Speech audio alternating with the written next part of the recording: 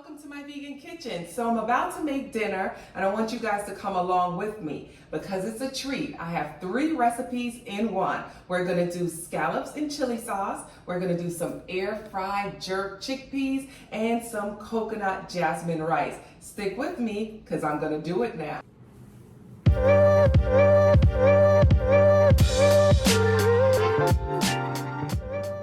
Guys, we're gonna start with the jasmine rice. Now, even though, my title is My Vegan Kitchen, and guys, I love to cook, but I don't like being in the kitchen for long. So most of my dinners or most of my meals take 30 minutes or less. So I'm gonna start with the jasmine rice first. 1 cup of rice, I'm gonna put it in a rice cooker. Now, if you don't have a rice cooker, you can always use your regular pot on the stove. I just find that a rice cooker is easy. I could just put everything in there, put it on, plug it in, and forget about it and move on to the next meal. So let me wash this rice and get it ready for the rice cooker.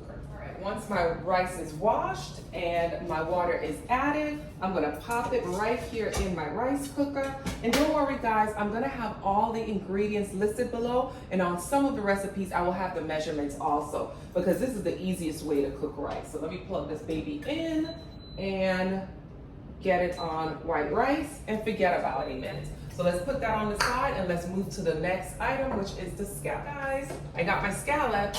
Now y'all know when I said scallops, I meant vegan scallops. We're using king oyster mushrooms. Yep, we're using the trumpet mushrooms, whatever you want to call them. Some stores call them king oyster mushrooms, some call them trumpet mushrooms. I just call them mushrooms. So I have 3 of them here. Usually when I get them from the grocery store, I'll wipe them with a wet paper towel. That's how I clean them. And I'll store them in an airtight container with some paper towel. So let me show you how to make these mushrooms into scallops.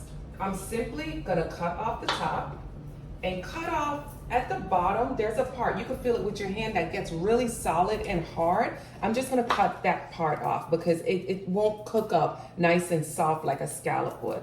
And then I'm gonna cut my mushroom into like scallop sizes. It doesn't have to be perfect. Use your judgment how thick you want it to be. I'm just gonna cut these up and then I'm gonna show you how to score them to get them to cook even. Right. So once we've cut them into these little discs, what we're gonna do next is just take your knife and just create little lines going down, just like you would a scallop, and then lines going across. That'll just help for even cooking. So it cooks all the way in, because we're gonna kind of just pan fry these mushrooms. We're not gonna deep fry them or anything. We wanna make sure that they cook all the way through because we're just gonna brown them. So I'm gonna continue to go through all of these. This is a really, really easy dinner, guys. Like I said, I don't have any time to be in the kitchen any longer. I love to cook, but a meal should not take you, maybe 45 minutes, but it should not take you hours in the kitchen. That's just silly. Just use,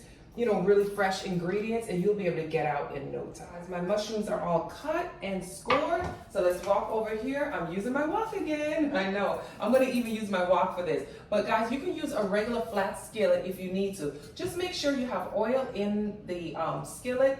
This I use grapeseed oil. I didn't use too much oil, just enough just to cover the bottom of the pan.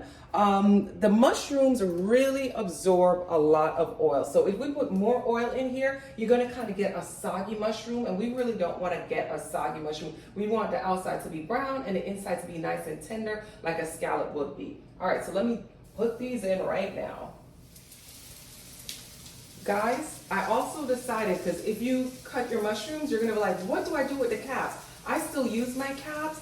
I know it's not so pretty on that one side, but once you cook it and the sauce gets on it, it's fine. So yes, I know that will be a question. So go ahead and put your caps in and get them brown. Mushrooms cooked, we're gonna move on to the chickpeas. I'm using canned chickpeas. If you guys want, you can use fresh chickpeas. Just make sure you soak it and cook it so it's tender and ready to be air fried. But this is easy for me, so we're gonna use canned chickpeas for this recipe. I'm just gonna dump out the water, and I know that aquafaba is like gold, but I don't need it for this recipe. And I'm gonna rinse my chickpeas. I'm just gonna get off that, canned chickpea water. All right, so now that my chickpeas are washed, drained, all of the water is drained out, we're gonna season the chickpeas. I'm gonna season it with my Vegan Kitchen Life jerk seasoning. Yes, guys, I finally came out with the full line of seasoning. So I have jerk seasoning, I have the curry powder, and I came back with the all-purpose seasoning because you guys loved it. So I really wanted to keep it in the line, but I also wanted to give it some cousins. So we're just gonna use the jerk seasoning for this recipe. So easy. If you notice, I'm only using two things, the jerk seasoning, and we're gonna use some nutritional yeast. Because, you know, I was using everybody else's seasoning, and I was like, you know what, why not just have my own? I know what I need the flavors to taste like. I know what tastes good. I've been using this for maybe about 2 months now, and I love it. I love it, I love it, I love it. I wanted to make sure it was right, just so you guys would love it too. This has all the seasoning that you need for this air-fried chickpeas. I'm going to add to that some nutritional yeast. Nutritional yeast, what it does, it gives it a little bit more flavor, but it also gives it a nice coating on the outside so that when it air fries, it's not crispy, but it's not soggy. It just has a nice, it gives it nice color and nice flavor and nice texture. So we take the chickpeas, season it up, and I'm just gonna leave it on the side for a second because I have to check on those scallops. Come in, let me show you. So this is what the scallops look like so far. The vegan scallops, the mushrooms, this is what it looks like. Looks just like scallops, right? So all I did, I browned them on one side, I flipped them over, and now they're browning on the other side. Now let's get back to the chickpeas. All right, so now that the chickpeas are seasoned, we're just gonna add a little grapeseed oil to that because obviously it's being air fried, so it needs a little bit of fat in it, right? To get it nice and crispy. Just move that around to make sure everything is coated. Okay, and what we're gonna do now, air fryer. This is for your air fryer, guys. So let's head over to the air fryer. Let me show you what to do with that. All right, guys, so air fryer basket, we're gonna drop our air fryer liner into the basket. You can get that air fryer liner on my website at myvegankitchens.com. I'll leave the link below. We're gonna take our chickpeas, pour it right in there, just like that. Come in so they can see. Just spread it out, just so everything gets even. And we're gonna pop it right in the air fryer. We're gonna set it to 400, so the highest setting, and let it cook for about 10 minutes. We're gonna go back to the scallops and check on that. Guys, come on in, let's take a look at these scallops. I think the scallops are ready. They're brown on both sides, as you can see. Both sides have that nice brown look that you normally get from scallops. Look how juicy that one looks. That one got really brown. But they're all pretty much browned on both sides. So now, let me show you what I'm gonna add to it. Very minimal seasoning. You don't have to do too much. Just a couple of things to give it some nice flavor. I'm just flipping them back over because I'm neurotic. All right, we're gonna add some Furikake, and a viewer actually wrote out the pronunciation because they've lived in Japan and they know how to do it. So I hope I didn't screw it up, all right? But Furikake. Okay, here we go. I'm just sprinkling just a little bit in the pan, guys. I mean, I could measure it out. If I had to eyeball it, I'd probably say it's about a tablespoon, but you don't have to put that much. I'm gonna add about a half a cup of water.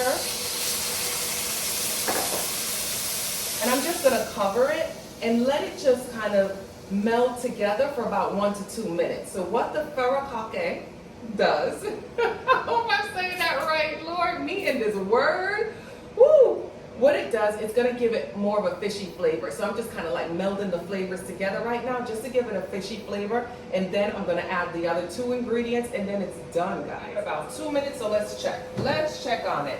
I'm gonna taste it just to make sure it's not too salty or just to check to see how much salt it needs. Let's check it.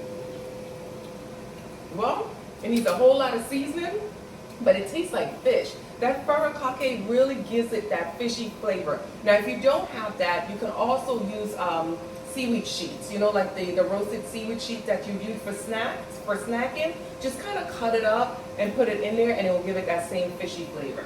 We're going to use the all-purpose seasoning for this. So I'm just going to season this up with some of my all-purpose seasoning just to give it some flavor. Guys, here's my other secret ingredient, ketchup. plain old ketchup. Again, I don't have the measurements. You gotta kind of have to eyeball it. It's not too much. If I had to guess, I'd probably say 2 tablespoons.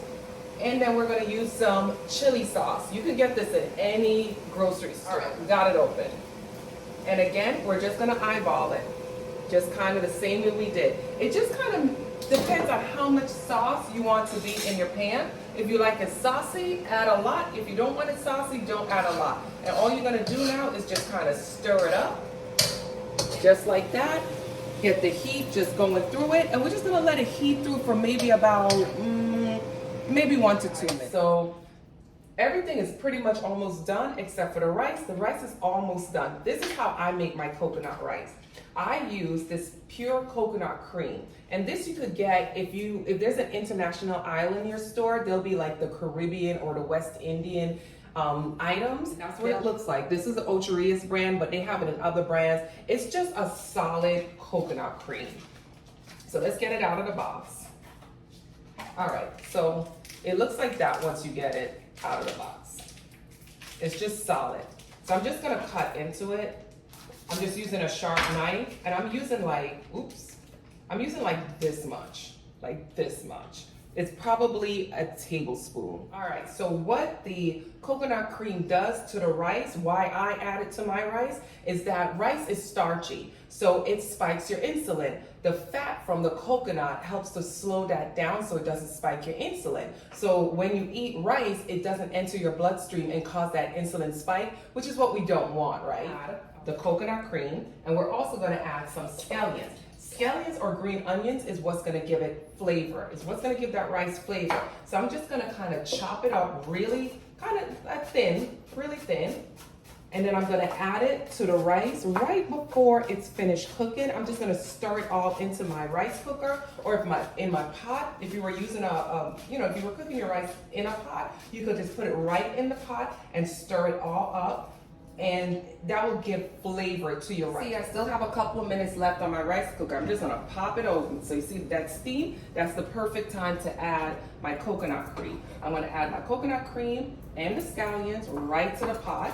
And that's just gonna add a lot of flavor. I leave it till it's finished. You only got a couple of minutes, and then I'm gonna plate everything up, and then we're gonna taste it. Yay, yay. It's time to taste this food. So normally I'll have it already plated, but you guys are gonna follow me while I grab everything. So come with me. We're gonna do some rice first. So let me get my rice spoon, because I'm just gonna take a little bit, just so I could taste it for you guys, and you guys can see what it really tastes like. All right, so let's grab some rice. Put this here. We're gonna go to the chickpeas. Let me grab some of that. All right, so got some chickpeas on there. And let's go over here and grab some scallops. Got my spoon. Let's grab some scallops. I'll put a couple here. Put another one right there. So take a look at that. That's what it looks like, right? Normally I'll add a little bit of green onion right on top just to make it pretty, but I just wanted to give you guys, just to show you how quickly you can make dinner. Literally, I started this at 6 o'clock, and by 6:45 I was done. Now it took me 45 minutes because I'm filming, but if you're just in the kitchen just going, 30 minutes is all it needs to take. It's gonna be a beautiful dinner. Let's look at it. You got your scallops. You know, if you present this to someone that's not plant-based, first of all, they're gonna be like, is that scallops? And when they taste it, the texture is just like a scallop. This was one of those mushrooms that when I first made it, I stood there in disbelief. It's kind of like the oyster mushroom, the fried chicken oyster mushroom, the same kind of effect. You're just like, wait, is this chicken? Is it scallops? It's really good. And then the air fried chickpeas, so easy. You can have these as snacks. Like you could just throw it in the air fryer with some jerk seasoning on it or some all-purpose seasoning. Easy. The rice, like I said, add the fat to your rice. I know you guys are like, fat? I don't want fat. There's good fat and there's bad fat. Sugar fat is bad fat. Fat from coconuts, from avocado, those are good fats. That's what your body needs. I'm gonna taste the scallops first.